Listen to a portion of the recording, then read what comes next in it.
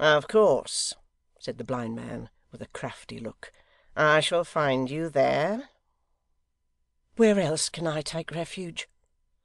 Is it not enough that you have made a beggar of me, and that I have sacrificed my whole store, so hardly earned, to preserve this home?' 'Pshaw!' said the blind man, after some consideration. 'Set me with my face towards the point you speak of, and in the middle of the road. Is this the spot?' 'It is.'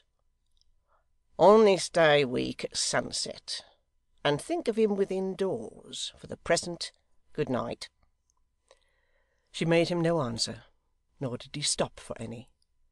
He went slowly away, turning his head from time to time, and stopping to listen, as if he were curious to know whether he was watched by any one. The shadows of night were closing fast around, and he was soon lost in the gloom. It was not, however, until she had traversed the lane from end to end, and made sure that he was gone, that she re-entered the cottage, and hurriedly barred the door and window. 'Mother!' said Barnaby, 'what is the matter? Where is the blind man?' 'He is gone.' 'Gone!' he cried, starting up. 'I must have more talk with him. Which way did he take?' 'I don't know,' she answered, folding her arms about him. 'You must not go out to night. There are ghosts and dreams abroad.' 'Ay!' said Barnaby, in a frightened whisper. 'It is not safe to stir. We must leave this place to morrow.' 'This place? This cottage and the little garden, mother?' 'Yes. To morrow morning at sunrise, we must travel to London, lose ourselves in that wide place. There would be some trace of us in any other town, then travel on again and find some new abode.' Little persuasion was required to reconcile Barnaby to anything that promised change. In another minute he was wild with delight, in another full of grief at the prospect of parting with his friends the dogs, in another wild again. Then he was fearful of what she had said to prevent his wandering abroad that night, and full of terrors and strange questions.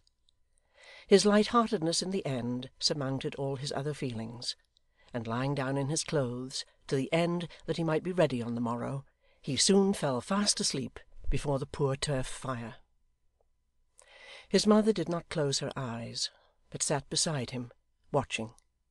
Every breath of wind sounded in her ears like that dreaded footstep at the door, or like that hand upon the latch, and made the calm summer night a night of horror. At length the welcome day appeared.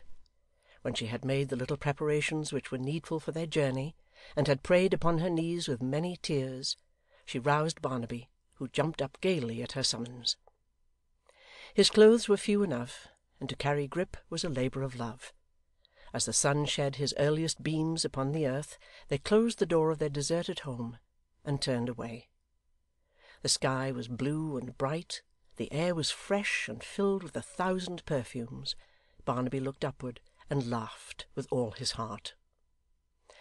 But it was a day he usually devoted to a long ramble, and one of the dogs, the ugliest of them all, came bounding up and jumping round him in the fullness of his joy. He had to bid him go back in a surly tone, and his heart smote him while he did so.